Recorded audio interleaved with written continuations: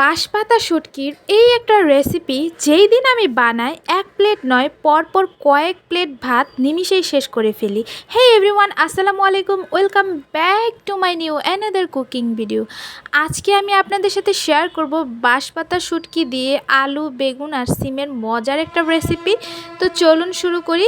তো কথা বলতে বলতে এদিক দিয়ে আমি চুলায় কড়াই বসিয়ে এতে আমি সয়াবিন তেল দিয়েছি। তারপরে এখানে বাঁশপাতা শুটকি ব্যবহার করেছি। কিছুক্ষণ ভাজার পর আমি এখানে পেঁয়াজ কুচি, রসুন কুচি দিয়ে আবারও বেশ কিছুক্ষণ ভেজে নিব। আমি কিন্তু অবশ্যই বাঁশপাতা শুটকিটা আগে থেকে গরম পানি দিয়ে ধুয়ে রেখেছিলাম, সেটাই এখানে ব্যবহার করেছি। তারপর কিছুক্ষণ পর এখানে কাঁচামরিচ দিয়েছি। তো কাঁচামরিচ বাটা ছিল না, যার কারণে আমি ফালি করে দিয়েছি। তো আপনাদের ইচ্ছা।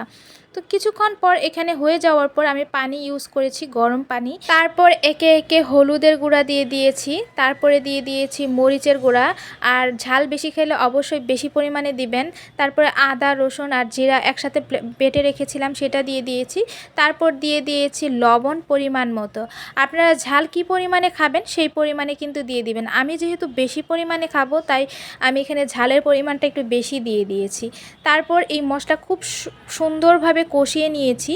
তো কষানোটা অনেক সুন্দরভাবে করতে হবে, সময় নিয়ে ধৈর্য সহকারে। তো কষানো হয়ে গেলে এই পর্যায়ে আলু, সিম, বেগুন আমি একসাথে দিয়ে দিব। তো এইখানে সবগুলো আমি দিয়ে দিয়েছি। এখন আমার কাজ হচ্ছে জাস্ট এই মশলার সঙ্গে সবজিটাকে খুব সুন্দরভাবে কষানো। আপনারা কে কে আছেন যারা শুটকি পছন্দ করেন, শুটকির এই রেসিপিগুলা পছন্দ করেন? আমি কিন্তু খুবই পছন্দ করি। আপনারা আমার ভিডিওগুলো খেয়াল করলে দেখতে পারবেন আমি বেশ কিছুদিন পর পর একটা শুটকির রেসিপি আপনাদের সাথে শেয়ার করি, কারণ হচ্ছে আমার এটা অনেক পছন্দ। তারপর এখানে মশলাটা খুব ভালোভাবে সবজির সাথে কষিয়ে নিচ্ছি সময় নিয়ে। যখন দেখবেন যে মশলাটা কষানো হয়ে গেছে, নিচে লেগে যাচ্ছে, তখন আপনারা আপনাদের পরিমাণ মতো পানি দিয়ে দিবেন। আপনারা পানি কি পরিমাণে খাবেন সেই পরিমাণে দিবেন। আমি যেহেতু একটু ঝোল ঝোল খাবারটা পছন্দ করি, একটু মাখা মাখা ঝোল রাখবো, যার কারণে সেই পরিমাণে আমি এখানে পানি ব্যবহার করেছি। আপনারা যদি শুকনো রান্না করেন তাহলে কিন্তু পানির পরিমাণটা একটু কমিয়ে দিতে হবে।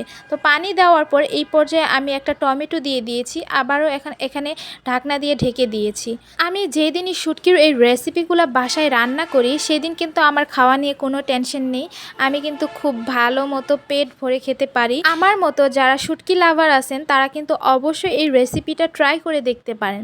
তারপর এই তরকারি লাস্টে আমি এখানে দিয়ে দিয়েছি ধনিয়া পাতা। ধনিয়া পাতাটা দিলে তরকারিটা খেতে আরও অনেক বেশি মজা হয়। আপনারা অবশ্যই চেষ্টা করবেন ধনিয়া পাতাটা ব্যবহার করার জন্য। তারপর কিছুক্ষণের জন্য আবারও ঢাকনা দিয়ে ঢেকে দিচ্ছি। তো এটাই ছিল আমার তরকারির ফাইনাল লুক। দেখতে অনেক লোভনীয় লাগছে না বলেন তো? অনেস্টলি বলেন, আমার কাছে কিন্তু খুবই ভালো লাগছে। আমি ভিডিওটার যখন ভয়েস দিচ্ছি তখনও কিন্তু এটা খেতে আমার খুবই ইচ্ছা করছে, যদিও শেষ হয়ে গেছে অলরেডি। তো আমার এই ছোট্ট ভিডিওটা আপনাদের কাছে কেমন লাগলো অবশ্যই কিন্তু কমেন্ট করে জানাবেন। সবাই অনেক বেশি ভালো থাকবেন, সুস্থ থাকবেন। আল্লাহ হাফেজ।